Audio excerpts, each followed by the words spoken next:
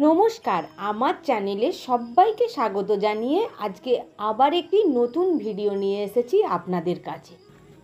কুরুক্ষেত্রে রণাঙ্গনে মহাভারতের যুদ্ধ ঠিক পাক মুহূর্তে অর্জুনের মন বিষাদগ্রস্ত হয়ে পড়ল এবং তিনি যুদ্ধ করার সংকল্প পরিত্যাগ করলেন। এই সময় ভগবান শ্রীকৃষ্ণ অর্জুনকে ভগবদ্ গীতার জ্ঞান প্রদান করলেন। আজকে এই ভিডিওর মাধ্যমে আপনাদের কাছে ভগবদ্ গীতার ভগবান শ্রীকৃষ্ণ অর্জুনের কাছে যে জ্ঞান প্রদান করেছিলেন সেই কথা বলে শোনাবো। ভিডিওটি আপনারা প্রথম থেকে শেষ পর্যন্ত শুনবেন। যদি ভালো লাগে তাহলে অবশ্যই একটি লাইক করবেন। চলুন তাহলে শুরু করা যাক সেই ভগবান শ্রীকৃষ্ণের গীতায় প্রদান করা জ্ঞান। শ্রীমদ্ ভাগবত গীতা এমন এক অতি আশ্চর্য পুস্তক যা সমগ্র মনুষ্য জাতির সর্বশ্রেষ্ঠ মিত্র এবং পথ প্রদর্শক। ঠিক যেমন অর্জুন এবং শ্রীকৃষ্ণের মধ্যে সম্পর্ক ছিল, ব্যবহারিক এবং বাস্তব জীবনের প্রেক্ষাপটে যদি বলি তাহলে এই গীতার জ্ঞান এতই মহত্বপূর্ণ বা সুবিশাল এবং সরল যে এই জ্ঞান লাভ করলে আর কোনো বৈদিক সাহিত্য পড়ার প্রয়োজন হয় না। যদি আপনি এটা অনুভব করতে পারেন যে বাস্তবে আমি হলাম একটি আত্মা আর শরীর হলো একটি আবরণ মাত্র, তাহলে আপনি নিজেকে ভগবদ্ গীতার প্রত্যেকটি কথাকে বিশ্বাস করার থেকে আটকাতে পারবেন না। আমরা প্রত্যেকেই হলাম একটি আত্মার স্বরূপ, যা পরম আত্মারই অংশ। আর সংসার হলো একটি কারাগৃহের মতো, যেখানে আমরা আমাদের অপরাধের শাস্তি ভোগ করার জন্যই জন্মগ্রহণ করে থাকি। আমরা যে মহামূল্য মনুষ্য জীবন লাভ করেছি সেটা আমাদের জন্য একটা সুযোগ বা পরীক্ষা, যাতে আমরা আমাদের অপরাধের প্রায়শ্চিত্ত করতে পারি।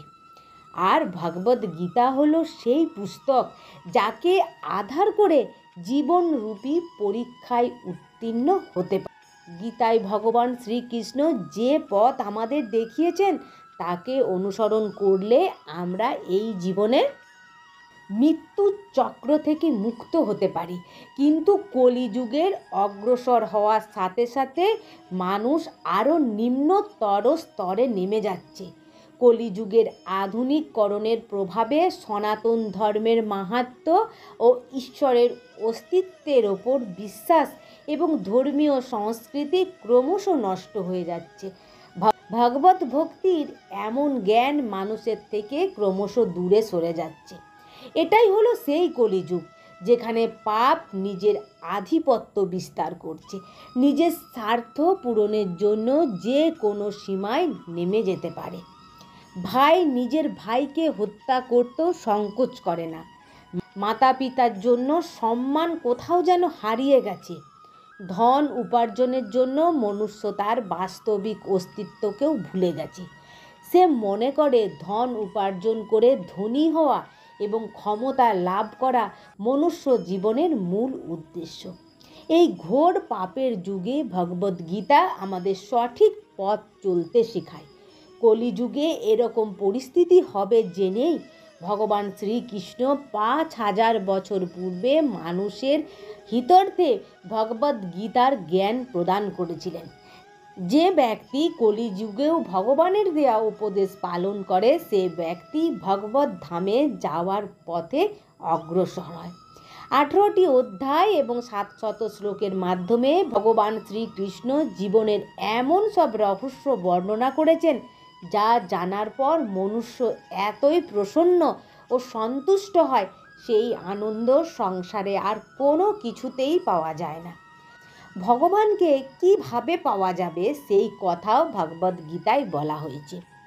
যে মহাজ্ঞান আমাদের থেকে ক্রমশই দূরে সরে যাচ্ছে তা পুনরায় আপনাদের কাছে তুলে ধরার জন্য ভাগবত গীতার সার কথা আমি বলে শোনাবো। ভাগবত গীতার সমস্ত মহত্বপূর্ণ তথ্য এই ভিডিওর মাধ্যমেই বলে শোনাবো। আত্মা এবং পরম আত্মার মধ্যে সম্পর্ক কী, জীবনের মূল উদ্দেশ্য কী, মানুষ সংসারে কেন জন্মগ্রহণ করে, এমন কি আছে ভগবদ্গীতায় যা মানুষকে ভগবানের সাথে সংযোগ করিয়ে দেয় এবং জীবন ও মৃত্যুর চক্র থেকে মুক্তি প্রদান করে। ভগবদ্গীতার অন্তিম শ্লোকে সঞ্জয় বলেছিলেন, যেখানে ভগবান শ্রীকৃষ্ণ আছেন এবং অর্জুন আছেন, সেই স্থানে শ্রী বিভূতি বিজয় এবং নীতি বিরাজ করেন। মহাভারতে ভগবান শ্রীকৃষ্ণ ধর্ম শিক্ষা দিতে গিয়ে অর্জুনকে যখন তার ভাইদেরই হত্যা করতে বললেন, তখন কিং কর্তব্য বিমূঢ় হয়ে গেলেন। তিনি স্থির করলেন তিনি আর যুদ্ধ করবেন না। আমি আমার প্রাণের থেকেও প্রিয় ভাইদের, আত্মীয় পরিজনদের আমি কিভাবে হত্যা করব। তখন ভগবান শ্রীকৃষ্ণ জীবনের বাস্তবিকতা ও ধর্মের সঠিক অর্থ তাকে বোঝালেন এবং অর্জুনকে নিজের বাস্তবিক রূপও দেখালেন। সেই মহাবিশ্বরূপ দেখে অর্জুনের জ্ঞান চক্ষু খুলে গেল। তিনি ভগবান শ্রীকৃষ্ণকে বললেন, হে পরমেশ্বর, আমি তোমাকে কিভাবে চিন্তা করব, তোমাকে আমি কিভাবে জানতে পারবো, আমি তোমাকে কোন কোন রূপে স্মরণ করব, তা দয়া করে আমাকে বলুন। তখন ভগবান শ্রীকৃষ্ণ সব থেকে মুখ্য বৈভব রূপের বর্ণনা করলেন।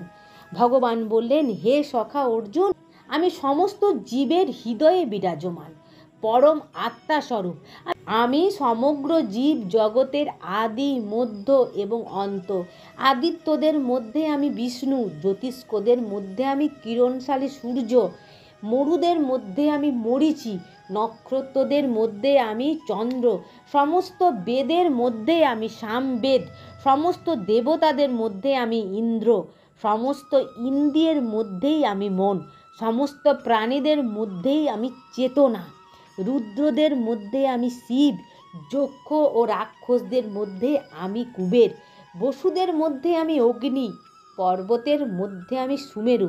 হে পার্থ, পুরোহিতদের মধ্যে আমি প্রধান বৃহস্পতি, সেনাপতিদের মধ্যে আমি কার্তিক এবং জলাশয়ের মধ্যেই আমি সমুদ্র, মহর্ষিদের মধ্যে আমি ভৃগু, বাক্য সমূহের মধ্যে আমি ওঙ্কার, যজ্ঞ সমূহের মধ্যে আমি জপযজ্ঞ, স্থাবর বস্তু সমূহের মধ্যে আমি হিমালয়, সমস্ত বৃক্ষের মধ্যে আমি অশ্বত্থ, দেবর্ষিদের মধ্যেই আমি নারদ, গন্ধর্বদের মধ্যে আমি রথ, সিদ্ধদের মধ্যে আমি কপিল মুনি, সমস্ত অস্ত্রের মধ্যে আমি বজ্র, গাভীদের মধ্যেই আমি কামধেনু, সন্তান উৎপাদনের কারণ আমি কামদেব, সর্পদের মধ্যেই আমি বাসুদেব, দৈত্যদের মধ্যেই আমি প্রহ্লাদ, প্রবাহিতকারী বস্তুদের মধ্যেই আমি বায়ু, অস্ত্রধারীদের মধ্যেই আমি পরশুরাম, মৎস্যদের মধ্যেই আমি মকর এবং নদী সমূহের মধ্যেই আমি গঙ্গা, সমস্ত হরণকারীদের আমি সর্বগ্রাসী, মৃত্যুভাবীকালের বস্তু সমূহের মধ্যেই আমি উদ্ভব এবং নারীদের মধ্যেই আমি কীর্তি, আমি শ্রী, আমি বাণী, আমি স্মৃতি, আমি মেধা, আমি ধৃতি এবং ক্ষমা। হে অর্জুন, তুমি যা কিছু এ সংসারে দেখতে পাও, এ নদী, পাহাড়, চন্দ্র, সূর্য, গ্রহ, নক্ষত্র, এই বিশাল ব্রহ্মাণ্ড আমার একটা অংশ মাত্র। আমাকে সমস্ত সৃষ্টিজনক বীজ বলে জানবে। কোনো চর বা অচর প্রাণী আমাকে ছাড়া এক মুহূর্ত থাকতে পারে না। সমগ্র ঐশ্বর্য এবং সৌন্দর্য তথা প্রকৃতির সৃষ্টি আমার। তেজের স্ফুলিঙ্গ থেকেই তৈরি হয়েছে আমি। সমগ্র ব্রহ্মাণ্ডকে আমার একটা ক্ষুদ্র অংশ দ্বারা ব্যক্ত হয়ে ধারণ করে থাকে। স্বর্গ, মর্ত্য এবং পাতাল এমন কোনো স্থান নেই যেখানে আমি বিরাজ করি না। একটি ক্ষুদ্র গাছের পাতাও আমার ইচ্ছার ব্যতীত নড়তে পারে না। সব কিছু যেমন আমার থেকে সৃষ্টি, সব শেষ আমাতেই তা বিলীন হয়ে যায়। এই অতীত আশ্চর্য কথা শুনে আবেগপ্রবণ হয়ে অর্জুন ভগবান শ্রীকৃষ্ণকে বললেন, প্রভু, আমি দেখতে চাই আপনি কিভাবে এই বিশ্ব জগতে প্রবিষ্ট হয়ে আছেন। আমি আপনার বিশ্বরূপ দর্শন করতে চাই। দয়া করে সেই মহারূপ আমাকে দেখান। তখন ভগবান অর্জুনকে দিব্য দৃষ্টি প্রদান করলেন। অর্জুন তখন সেই বিশ্বরূপের অসংখ্য মুখ, অসংখ্য চোখ এবং অনেক আশ্চর্য বস্তু দেখতে পেলেন। উনি দেখলেন সেই রূপ দৈবিক অলঙ্কারে পরিপূর্ণ। অনেক দিব্য অস্ত্র তিনি দেখতে পেলেন। ভগবানের সেই স্বরূপ অসীম এবং তেজোদ্দীপ্ত ছিল। এইভাবেই অর্জুন ভগবানের বিশ্বরূপ দর্শন করলেন। তিনি দেখলেন বিশ্বরূপে একই জায়গায় হাজার হাজারভাবে বিভক্ত ব্রহ্মাণ্ডের অত্যন্ত আশ্চর্য রূপ। এরপর অর্জুন হাত জোড় করে ভগবানের কাছে প্রার্থনা করলেন এবং বললেন, প্রভু, আমি আপনার শরীরে সমস্ত দেবতা, অসুর, গন্ধর্ব এবং অন্যান্য বিবিধ জীবেদের একসাথে দেখতে পাচ্ছি।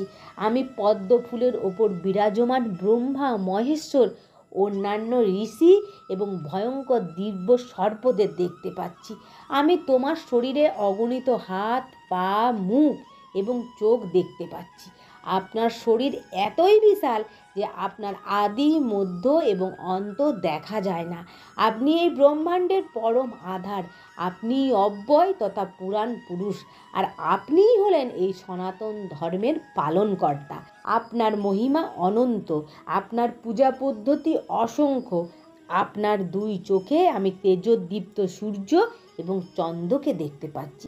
আমি আপনার মুখ থেকে নির্গত তেজোদ্দীপ্ত স্ফুলিঙ্গ সমগ্র ব্রহ্মাণ্ডকে যেন প্রজ্বলিত হতে দেখছি। ভগবান শ্রীকৃষ্ণ বলেন, যদি তুমি আমাকে লাভ করতে চাও তাহলে এ জীবনকে আমার প্রতি ভক্তিতে ব্যবহার করো।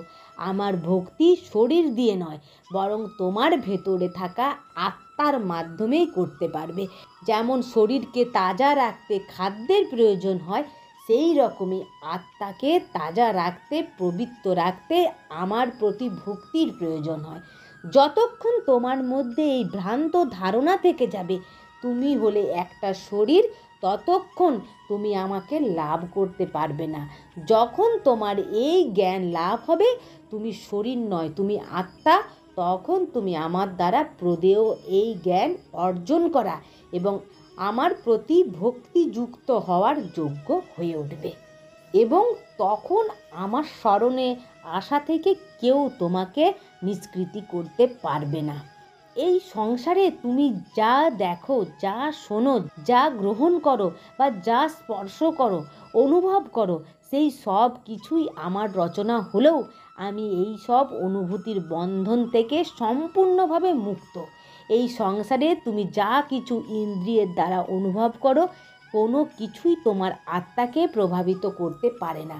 ভগবান বলেন, এই আত্মাকে কখনো বিনষ্ট করা যায় না। ভগবদ্গীতায় তিনি বলেছেন, এই আত্মাকে কখনো অস্ত্রের দ্বারা ছেদন করা যায় না, আগুনে পোড়ানো যায় না, বায়ু একে শুষ্ক করতে পারে না এবং জল একে সিক্ত করতে পারে না।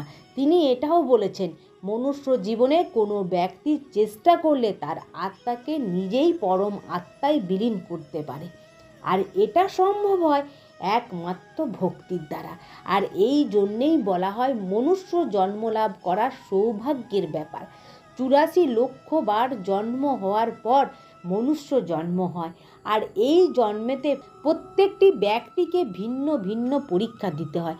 যেমন মায়া ও মোহের চক্রে আবদ্ধ হয়ে একজন ব্যক্তি লোভ, অসত্য, জুয়া, ব্যভিচার ইত্যাদির আসক্তিতে আবদ্ধ হয় আর নিজের সাথে পরম আত্মার সম্পর্কের কথা ভুলে যায়। আত্মার সাথে পরম আত্মার সম্পর্কই হলো স্থায়ী এবং অবিচল। জাগতিক অন্য সব সম্পর্কই, যেমন মাতা, পিতা, স্বামী, স্ত্রী, শত্রু, বন্ধু, সব কিছুই অনিত্য এবং অস্থায়ী হয়। এই সম্পর্কগুলো শুধুমাত্র একটা জন্মতেই সীমাবদ্ধ থাকে। যখনই আত্মা অন্য শরীর ধারণ করে সব সম্পর্ক পরিবর্তন হয়ে যায়। ভগবান বলে, আত্মা হলো সচিদানন্দ স্বরূপ, অর্থাৎ সব সময় আনন্দে থাকা। আত্মা এই দুনিয়ায় সুখ দুঃখতে প্রভাবিত হয় না। মনুষ্য জীবনের 4 স্তম্ভ হলো ধর্ম, অর্থ, কাম, মোক্ষ। এই 4-এর জ্ঞান যে ব্যক্তির হয়ে যায় তার এই সংসার থেকে মুক্তি লাভ করা সুনিশ্চিত। ধর্মের অর্থ বিস্তারিতভাবে ভগবদ্গীতায় বলা হয়েছে। হিন্দু, মুসলিম, শিখ এগুলি কোনোটাই আদি ধর্ম নয়। কর্ম করতে করতে ব্যক্তিকে জীবনে চলতে হবে, জীবনের সঠিকভাবে ব্যবহার করতে হবে। শাস্ত্রে উল্লিখিত নিয়ম পালন করার সাথে সাথেই জীবন কাটানোই হলো আসল ধর্ম। অর্থ বলতে ভগবান এখানে ধন সম্পত্তির কথা বলেননি। এই সংসারে আত্মা তার অস্তিত্বকে বোঝার কথা তিনি বলেছেন, অর্থাৎ নিজেকে জানতে পারা বা জানতে চাওয়া।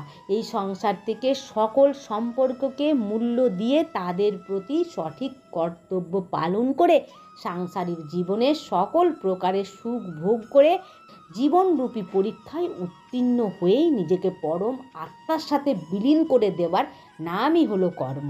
দ্বিতীয় স্তম্ভ হলো কাম। ভগবান শ্রীকৃষ্ণ গীতায় বলেছেন, প্রত্যেক মানুষ কাম, ক্রোধ, লালসা, অহংকার, মোহ এবং হিংসার দ্বারা পীড়িত। মনুষ্যকে এই সর্বনীতিগুলির ওপর নিয়ন্ত্রণ রেখে জীবনযাপন করতে হবে, কারণ এই সব ভাবনা দ্বারা প্রভাবিত হয়ে পড়লে মানুষ কখনোই পরমাত্মাকে লাভ করতে পারবে না। চতুর্থ স্তম্ভ হলো মোক্ষ।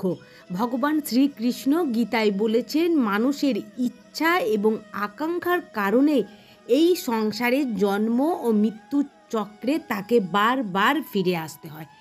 যদি কোনো ব্যক্তি লোভ, ইচ্ছা, মৃত্যুকে ত্যাগ করে সাধারণ জীবনযাপন করে আর সমস্ত নিয়ম পালন করতে করতে সব শেষে আমাকেই লীন হয়ে যায়, তাহলেই তার মোক্ষ প্রাপ্তি অবশ্যই ঘটবে। কিন্তু তার আগে আত্মাকে তার পাপ এবং পুণ্যের ভিত্তিতে স্বর্গ এবং নরক ভোগ করতে হয়। যদি কোনো আত্মা স্বর্গের প্রতি আসক্ত হয়ে পড়ে, সেখানকার বৈভব ঐশ্বর্য দেখে বিচলিত হয়ে পড়ে, তাহলে তাকে সেখানেই থাকতে হয়। আর সেই জন্মে তার জন্য মোক্ষের দরজা বন্ধ হয়ে যায়। পুনরায় মুক্তি পাওয়ার জন্য আত্মাকে নতুন শরীর ধারণ করে পুনরায় প্রয়াস করতে হয়। যেখানে লোভ বা আকাঙ্ক্ষার জন্ম হয়ে যায়, সেখানেই এই প্রচেষ্টা ব্যর্থ হয়ে যায়। তখন পুনরায় জন্মগ্রহণ করে পরম আত্মাকে লাভ করার পথের সন্ধান করতে হয়। তাহলে আসুন, ভগবদ্ গীতা যেসব রহস্যকে বর্ণনা করে সেগুলিকে যথাযথভাবে বুঝে জীবন সার্থক করি। যদি এই ভিডিওটি আপনার ভালো লাগে তাহলে ভিডিওটি সবার সাথে শেয়ার করুন এবং ভালো লাগলে একটি লাইক করুন। এই সংসারের উপস্থিতি সকল আত্মা নিজের বাস্তবিকতাকে অনুধাবন করে পরম আত্মাকে লাভ করার চেষ্টায় লিপ্ত হয়ে পড়ে। জীবন মৃত্যুর এই চক্র থেকে মুক্ত হয়ে সর্বদাই ভগবানের কাছে থাকার আনন্দ লাভ করতে পারে। আজকের ভিডিওটি এখানেই শেষ করলাম। আপনারা ভালো থাকবেন, সুস্থ থাকবেন এবং সাবধানে থাকবেন।